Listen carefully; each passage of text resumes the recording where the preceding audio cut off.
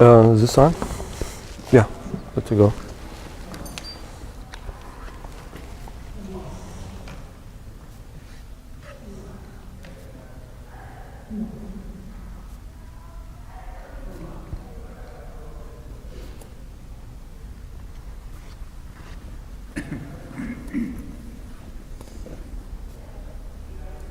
Just make sure it's good. Bismillah. Good. Anything else? Good. جزاك الله خير. Very flexible. شكرا.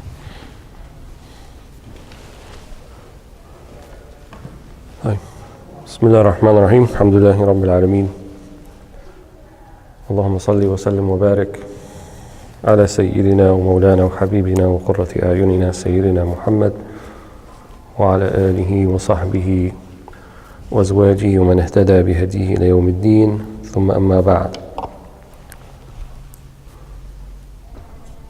So it is my intention to start this class promptly at 6:45 so we're a bit late today, but I do intend to stick to that. So, but you obviously aren't the people who need to be told that, but anyway. Because we go on time to everything else, right? If it was like a ball game, cinema, theater, not only we get there on time, we get there before it even starts, right? Because we don't want to miss even the trailers or the, you know. So anyway. Huh? Yeah, I guess that's more important. So now you put me in a bad mood. I have to get out of it. So we're up to the 15th hadith, I believe. قال الإمام ابن الجمرة رحمه الله ونفعنا بالعلوم في الدارين آمين عن أبي مليكة أن عائشة زوج النبي صلى الله عليه وسلم كانت لا تسمع شيئا لا تعرفه إلا راجعت فيه حتى تعرفه وأن النبي صلى الله عليه وسلم قال من حوسب عذب. قالت عائشة فقلت أوليس يقول الله تعالى فسوف يحاسب حسابا يسيرا. قالت فقال إنما ذلك العرض ولكن من نوقش الحساب يهلك.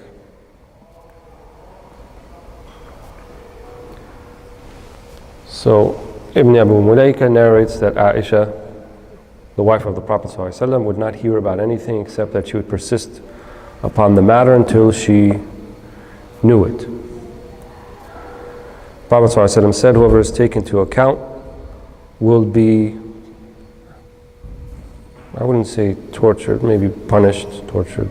Aisha said, didn't Allah say, and this is quoting the ayah, فَسَوْفَ يُحَاسَبُ حِسَابًا يَسِيرًا, that the pious will be taken to account lightly. She said, the Prophet ﷺ said, that refers simply to when his deeds are presented, but whoever faces a discussion about his deeds will be tortured. So as you can see, I think this is the last, second to last, hadith that Imam al-Bukhari, at least in the Mukhtasar we have here, included in Kitab al-Ilm, or dealing with knowledge. And in this hadith, we have some of the etiquettes of seeking knowledge, taught to us by Sayyida Aisha radiallahu anha. And so it's mentioned here, and this is Qawl al-Rawi, Ibn Abi Mulayka, that she would not hear anything except that she would turaja, she would insist upon being clear about the meaning of something if it was unclear to her. And this is Sayyida Aisha radiallahu anha. So the idea of more of a discourse in learning than sort of a one-way lecture is something that was very much alive during the time of the Prophet Muhammad sallallahu alaihi wasallam. And so Aisha is a good example of that, radiallahu anha. And as we said before, the saying of the ulama, لا ينال العلم مستحي أو مستكبر, that the very shy person or the arrogant person will not capture knowledge, will not become knowledgeable. The arrogant person, because they don't think they need to learn to begin with, so they don't bother to learn.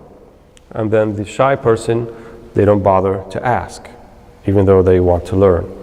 So in matters of knowledge, it's important not to be shy.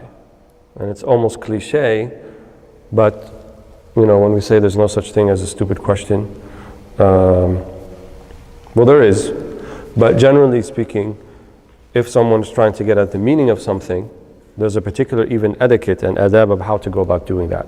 So people can ask questions for many reasons. People can ask questions to show that they know something. They're not really looking for the answer. That's common too. So you bring up something, to show off, some kind of, obscure idea or concept, and then you bring it up in the form of a question to show to the other people, look, see, I read this and you didn't, and kada, and so forth. That type of person is not going to learn. They're actually in the mustakbir, the arrogant category, because they're not really asking a question to learn. They're asking a question to show off.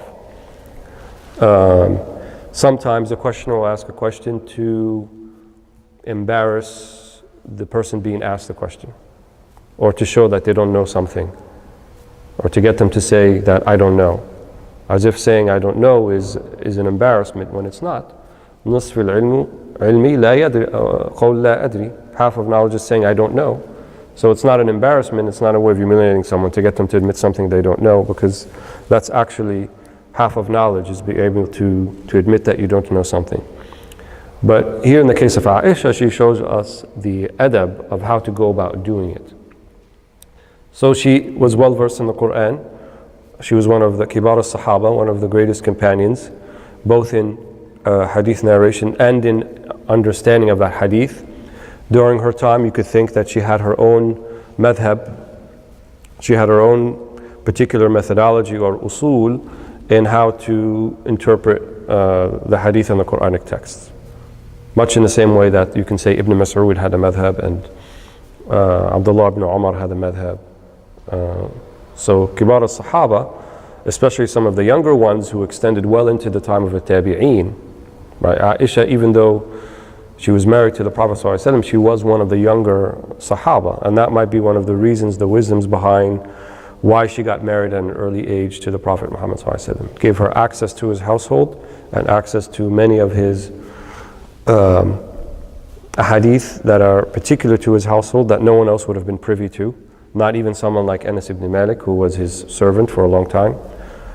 And also she lived well into, well after the Prophet ﷺ, so she had many narrators study with her. She had many of the tabi'een, the generation that came after the Prophet ﷺ, or the companions, studying with her, like this particular one, Ibn Abi Mulaika, who was one of her students. And they would go to her and they would study with her, and though she may be behind a curtain, as was the Quranic injunction, nevertheless, there was an exchange back and forth, obviously. And this tabi'i knew well enough about, let's say, the intellectual personality of Aisha, that he would make the comment, she would not hear something except that she would ask about it until she knew what it meant. And for him to make a statement like that means he had to have some idea about what she was like in the majalis or in her even personal time with the Prophet Muhammad ﷺ. And she even had, one of the hadith in Muwatta that is narrated, I can't remember the name of the Sahabi, one of the young Sahaba, he came and he asked some question about, purification after sexual relations or something of that sort. And he was young, he was obviously not married yet or anything. So she said to him, Fulan, you're like the rooster who just copies everyone who hears or the chicken that hears whatever, or the rooster, a deek, who hears what the other roosters say and just says like them. So it was kind of taking him to account, asking a question that he doesn't really know the circumstances, the ramifications of, but she kind of, chided him a little bit. So it shows you that she was someone who was kind of a go-to person in terms of issues of knowledge, and she was a faqiha, she was a alima. People went to her to study, and I would venture to say that they very much realized that there are certain things they can only get from Sayyidah Aisha, they couldn't get from other Sahaba. So Sayyidah Aisha had knowledge and hadith of things that even the other Sahaba didn't have. And if you read her hadith and the things that she narrates, that comes to bear. Allahu a'lam.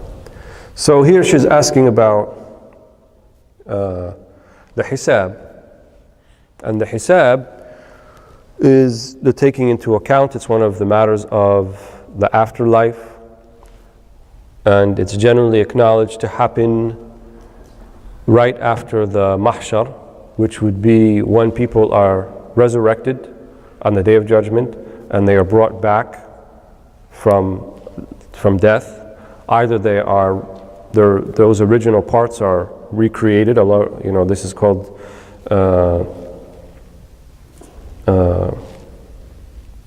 كما خلقكم أول خلق نعيده. So the i'ada, just like you had a first creation, the i'ada is bringing it back together. Or if it's a new creation, the ulama are different about which one of those. But whatever the case may be, wherever you're buried, whatever you are, that you will be given life again. The body will once again be reunited with the soul, and you will live. And then when people are resurrected and brought to the mahshar, which is not something really on this earth, because the earth will be destroyed, but a newly created place for that specific purpose, then at that point the sun will be there, recreated, beating down very brightly upon people, and then they will be sweating. And I think we mentioned last week, some people will have sweat to their knees, others to their necks, some will be submerged, so forth. This is called al-mahshar, min al-hashr, when people are brought together. We said that the Hajj is kind of a microcosm of that, especially the day of Arafah, when people are standing in the beating sun upon them, looking to their Lord. So this is a similar situation that will happen in the afterlife. Then, when all of them seek for intercession from all of the prophets, as we mentioned last week, then finally the Prophet Muhammad ﷺ will be the one to intercede for them, so that the hisab may begin. And the hisab is taking into account. And there will be a mizan, which is a scale. And the general principle when we're interpreting things of the next life, that we take them as literal in as much as we are allowed to do that, in as much as it makes sense. So when we say the mizan, the scale, it will be a literal scale. How it actually looks like, its size, no one knows that for sure. But it will be a scale by which people's deeds will be weighed. Good deeds and bad deeds. So that is the hisab. So when the Quran mentions فَسَوْفَ يُحَاسَبُ حِسَابًا يَسِيرًا وَيَنْقَلِبُ إِلَىٰ أَهْلِهِ مَسْرُورًا, right? That's مَنْ أُوتِيَ كِتَابُهُ بِيَمِينِهِ, the one who takes his book or his hisab from his right side. Then he'll have hisab yasir. So Aisha obviously was well acquainted with that ayah. And she was acquainted with the saying, the hadith of the Prophet ﷺ, وَمَنْ نُوقِشَ فِي الْحِسَابِ فَقَدْ عُذِّبْ, right? And whoever is brought into account or a discussion about his hisab will be tortured. So she wanted to reconcile the two. How is it hisab yasir, a facilitated or easy hisab? At the same time, the Prophet ﷺ mentioned that whoever is taken into hisab, then he will have a chastisement or will be punished. So notice how she asked the question. So she gives sort of a full kind of accounting of where her understanding is. She said, I understand. She mentions the ayah.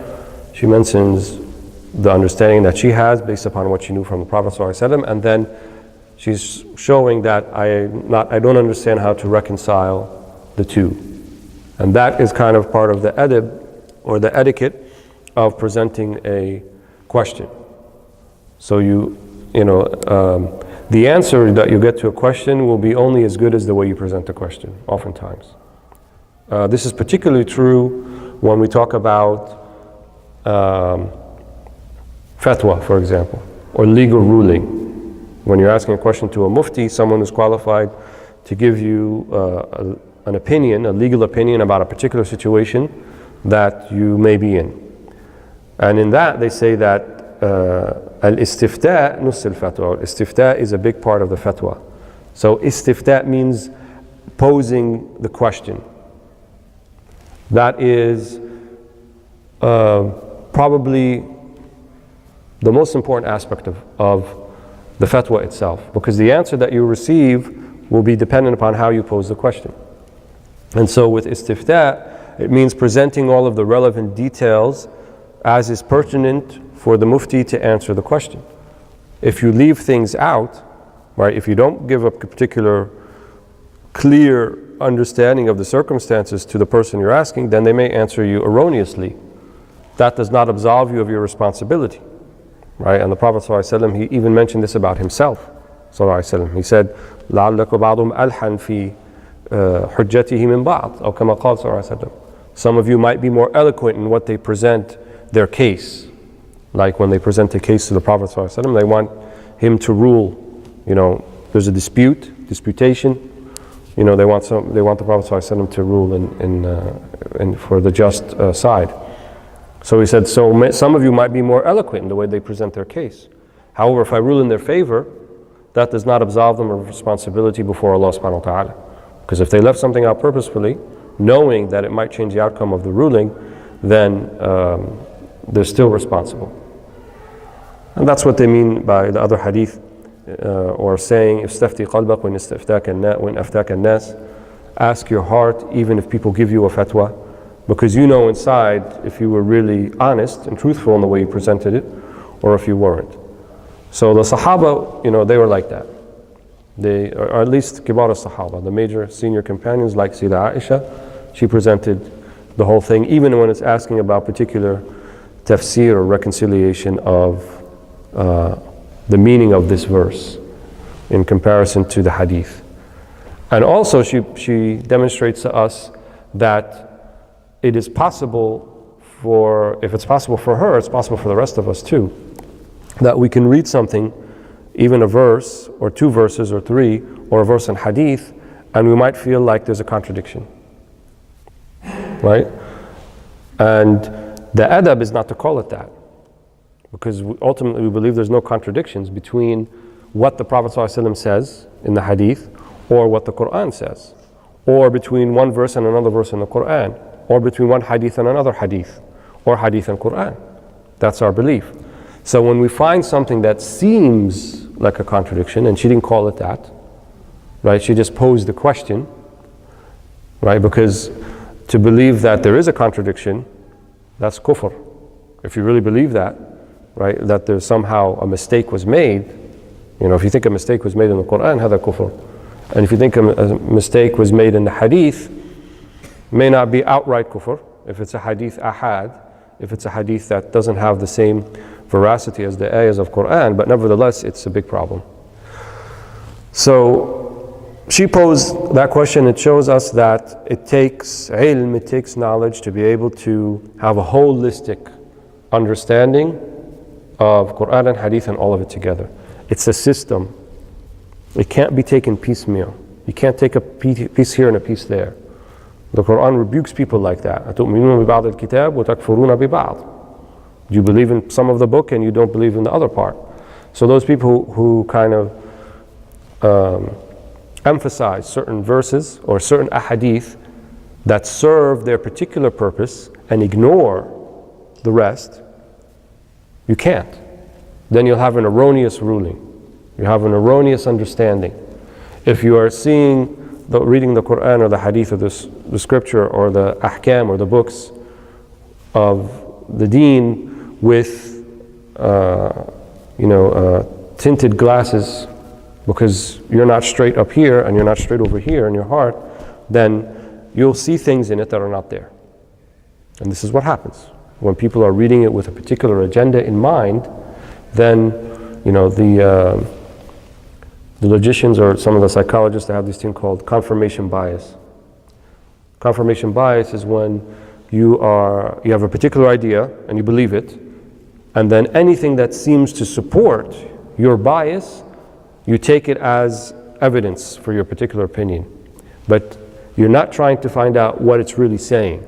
If it smells like it supports what I'm saying, then let's go with it. And then you won't listen to anything else. That's a malady of the heart before it's a malady of the intellect. The ability, the lack of the ability to be able to be munsif, which means to be impartial, even with yourself. to realize that you yourself are biased, and to have an idea that everyone has biases, we all do, but the difference between the one who is kind of in tune to his bias and the one who's not is the one that is in tune to it can recognize it when it might come up and is ever vigilant that a bias might be affecting his or her reading of a particular scenario or circumstance or situation. So the pious people are always thinking, wait, maybe I don't like that group of people because I have something in my heart, I'm biased about them. I don't want that to be that case. I dislike what they're doing, but I don't want to let that get to the point where now I wrong them because I have a particular bias. And this is very important, and few people do that. Few people go to the level of introspection and say, let me err on the side of caution with myself, but with others, I give them the benefit of the doubt. That's Islamic etiquette. I don't give myself the benefit of the doubt. I don't give my ego the benefit of the doubt. My ego is always muttaham. I always accuse it because it tries to trick me. Whereas other people, you draw for them 70 excuses, right? As the hadith says. 70 is not really 70. It means draw as many as you need so that you have a good opinion of whoever that you might be accusatory with. But with yourself, don't make any excuses for it. Always think that, it's trying to lead me astray.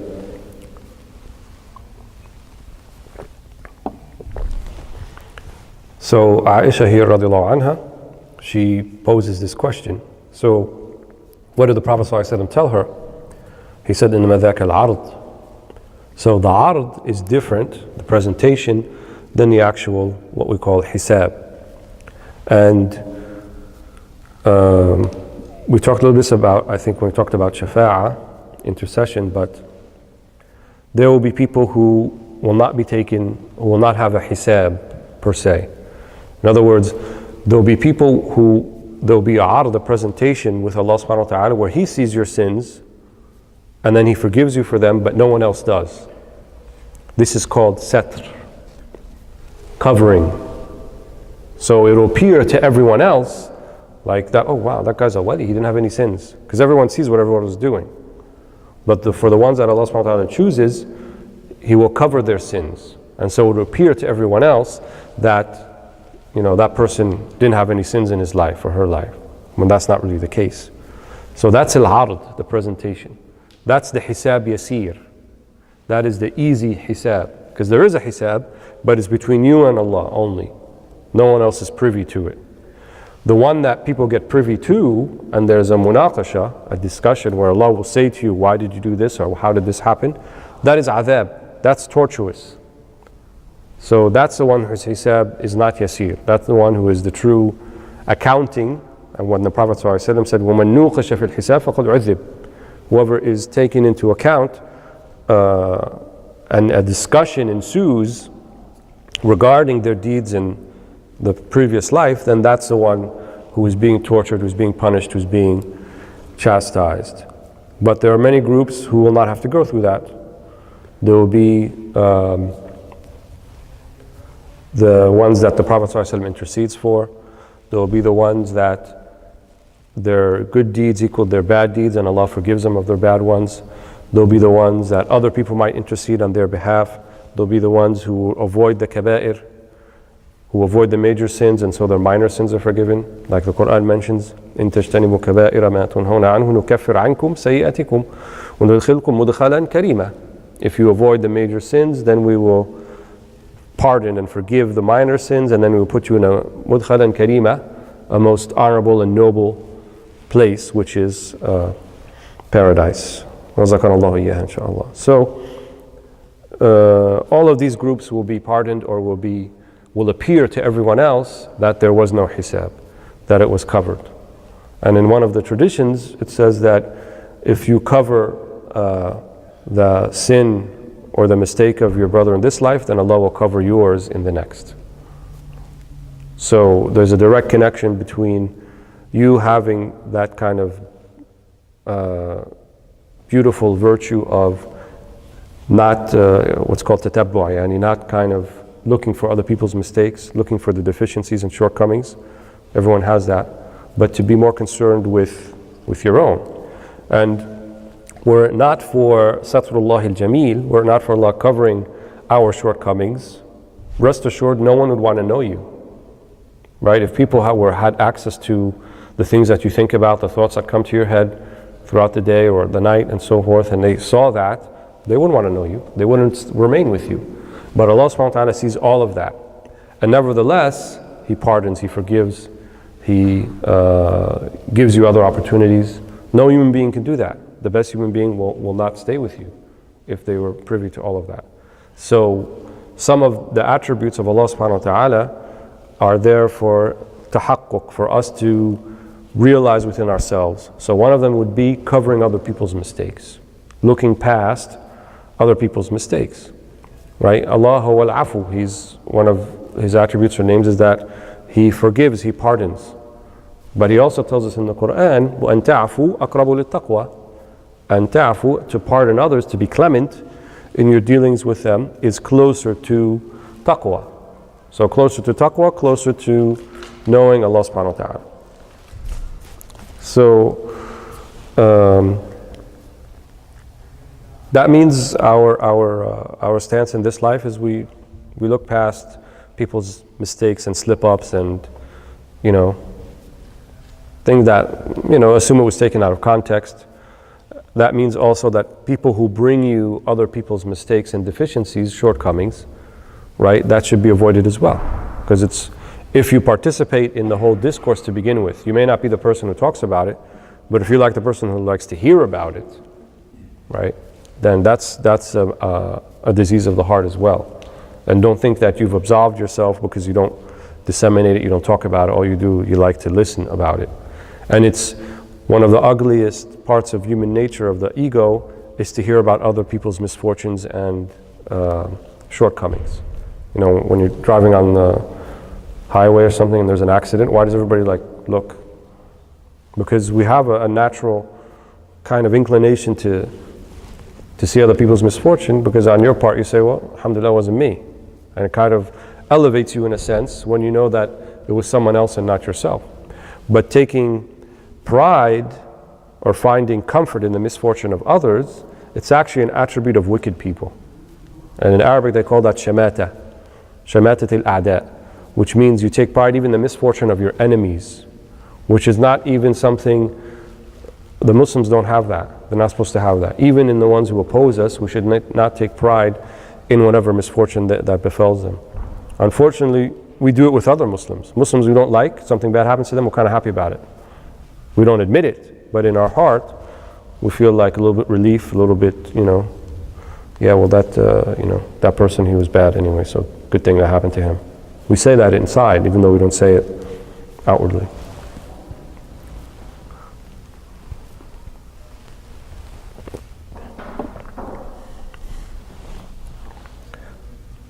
So,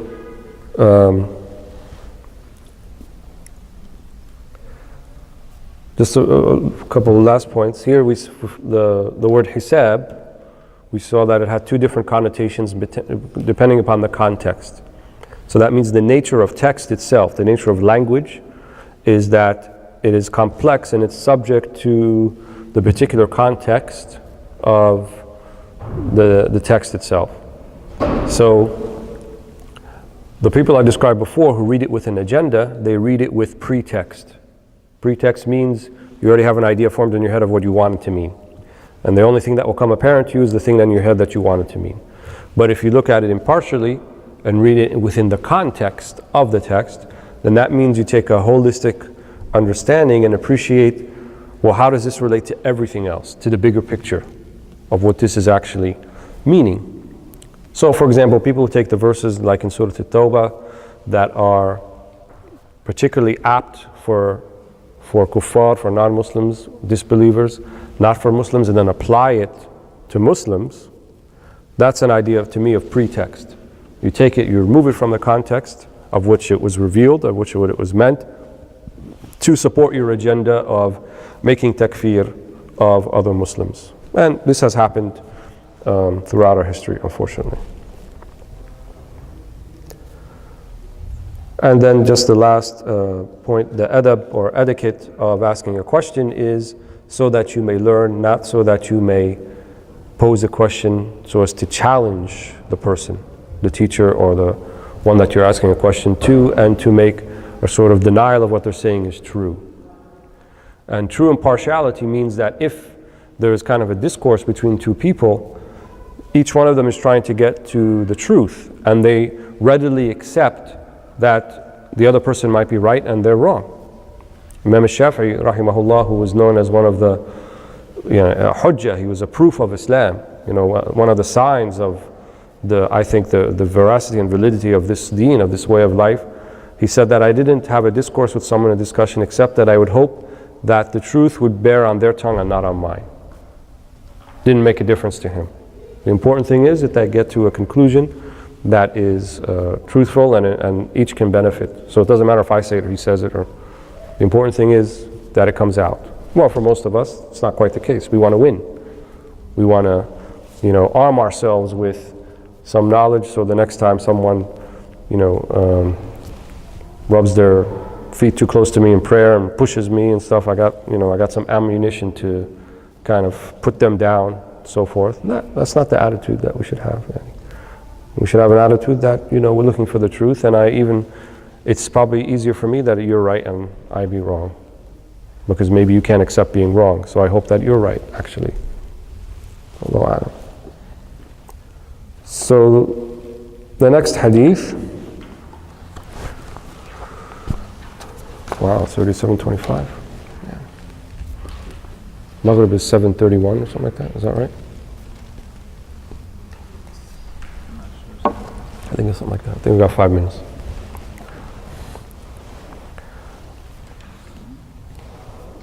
قال الإمام رحمه الله عن أبي موسى قال جاء رجل إلى النبي صلى الله عليه وسلم فقال يا رسول الله ما القتال في سبيل الله فإن أحدنا يقاتل غضبا ويقاتل حمية فرفع عليه رأسه قال وما رفع إليه رأسه إلا أنه كان قائما فقال من قاتل لتكون كلمة الله هي العليا فهو في سبيل الله عز وجل. Abu Musa al-Ash'ari said, a man came to the Prophet ﷺ and said, O Messenger of Allah, what is fighting for Allah's sake? One of us fights out of anger and another for pride. Yani hamiyatan is more than pride. It's more like it's anger fueled with pride. Like it's a nafsani thing. Hamiyat al-Jahiliyyah is the period of Jahiliyyah where they lived, and it was more of emotional reactions and responses to feeling slighted, to feeling that you didn't get something you were entitled to. Someone transgressed against you, so then your response would be not commensurate with the transgression, would go over. That's hamiyya. They kill one of us, we're not going to just kill one of them, we're going to kill 10 of them. So he's describing how they used to do it in Jahiliyyah. And the man here is an Arabi. He was someone who was not from Al-Medina, but he had come from a surrounding area, a nomad, and this was a lifestyle for them, this type of killing. So he raised his head, yani the Prophet ﷺ, and said, whoever fights, there's a part here that wasn't translated. So when he raised his head, then the Rawi says, Abu Musa, he did not raise his head except that the person who was asking was standing up. This is an important part we're going to talk about, but it was unfortunately not translated here. So then after he did that, he said, whoever fights so that Allah's word is the highest, that is fighting for Allah's sake.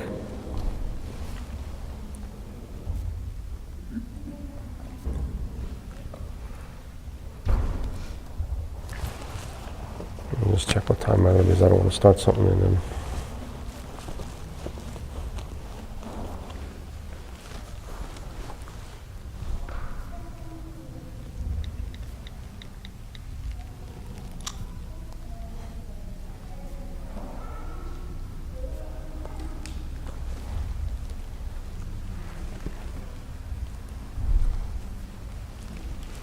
$7:32. Yeah, we'll go 3-4 minutes. So Abu Musa al-Ash'ari was one of the big Kibar al-Sahaba, senior companions.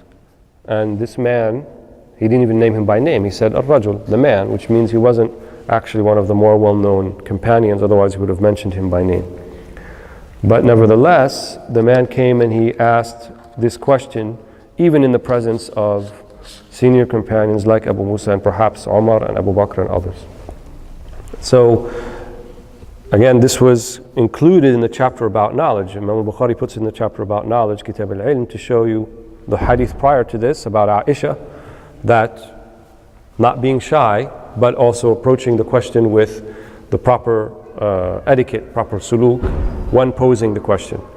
Here it's showing us that it doesn't matter the perceived status of the person asking the question. They have every right to ask a question, even when there are people in the, in the majlis or in the gathering who may be, like the senior students or almost scholars themselves. Maybe, we should leave the question asking to them. So that is telling us that don't feel shy about that. That one should pose the question when a question comes about, and that we sort of have this egalitarian approach in Islam where we don't really have relative ranks in terms of who should have access to knowledge or to scholars.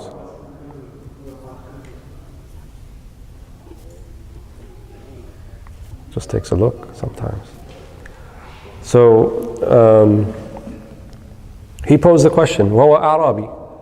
And the Arab were kind of, not a stereotype, but even the Quran mentions some of these things about them, that they weren't very cultured people. I shouldn't say that. They weren't people who were accustomed to some of the etiquettes of city life. So you find a hadith that mention how the Arabi, or the desert Bedouin, would approach the Prophet ﷺ sometimes and call him by his name. Or they would walk into the masjid and either, spit something, sometimes even urinating. There's a hadith that mentions that. The Arabi walked in, urinated, thought it was a urinal, not a masjid. Because one of the things about Bedouins is that they don't really have a particular area, place set out where they do their business. It's kind of wherever they can find. So in his culture, his understanding, he wasn't trying to defile the mosque. Right? That wasn't his intention. But that's what he knew. That's why the Prophet ﷺ, when the Sahaba became angry, when they saw that, he said, stop, leave him alone. Right? And then they cleaned it up afterwards. And when the person that left spittle, the Prophet ﷺ cleaned it up with his own hand.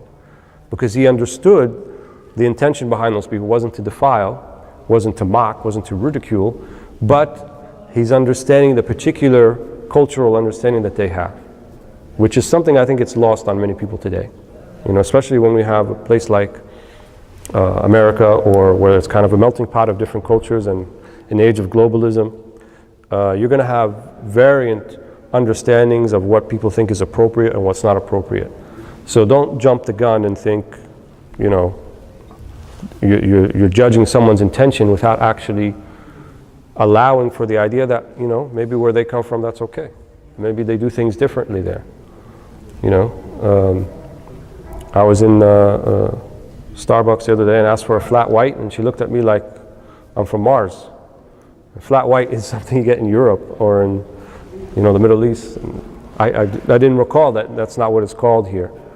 But then, people call things different things, people do things different ways.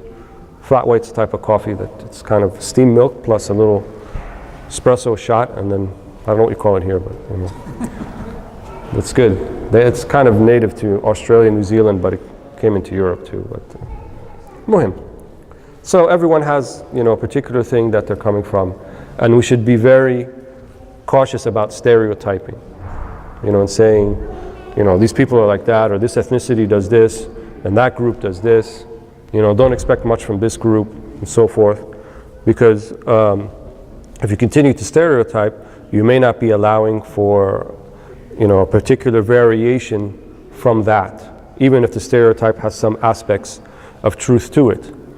And one of the things our ulama said is that if a particular group or ethnicity, or let's say inhabitants of a city, are known for a particular vice, and then you find someone from that group who doesn't embody that vice, but rather embodies the opposite of virtue, then that's a sign that that's a pious person, that's an exceptional person.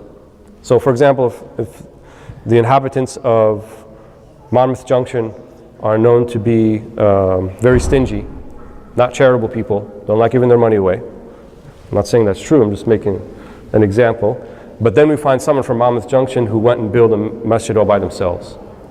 That would be an indication that this person was able to break the particular culture or milieu that they're in, the habits of those people, right? Because it's one thing to break your own habits, that's difficult.